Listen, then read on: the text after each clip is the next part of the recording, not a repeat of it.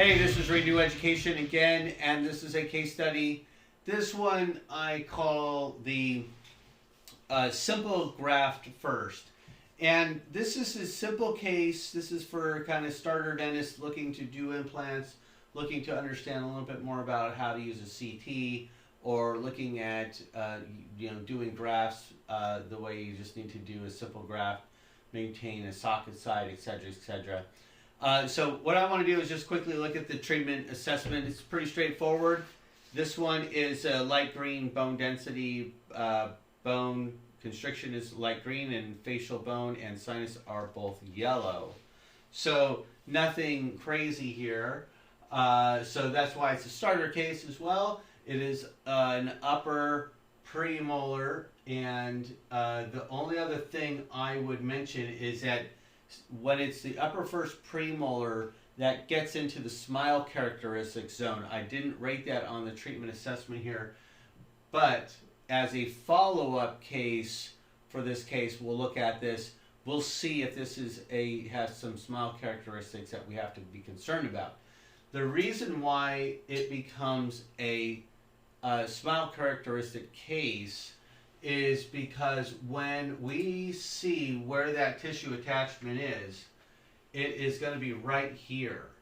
Our implant's going to be down where the bone level is going to be, but every time you take this tooth out like this, the tissue is going to go right to where the bone is, which means it's going to drop a little bit because the attachment's up here and your gums roll up here.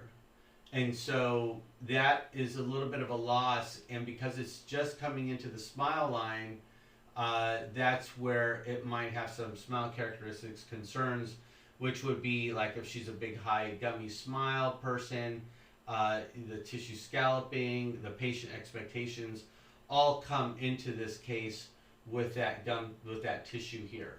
So let's talk a little bit more about this socket side here. When you take this tooth out, our predictive nature is pretty high because our facial bone is very strong here. You've got a lot of it. You just cannot botch the extraction, break the facial plate out. Then you've got a disaster on your hands. So make sure you're using atraumatic extraction techniques on a case like this.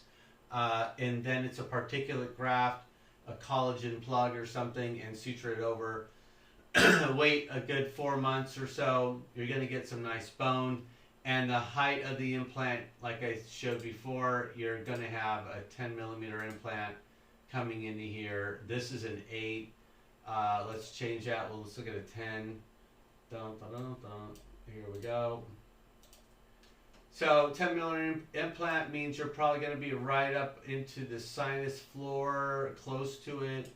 No big deal, but I do like to have things a little bit longer if I can on premolars, and that's why it's a yellow sinus. But otherwise, this is a great case.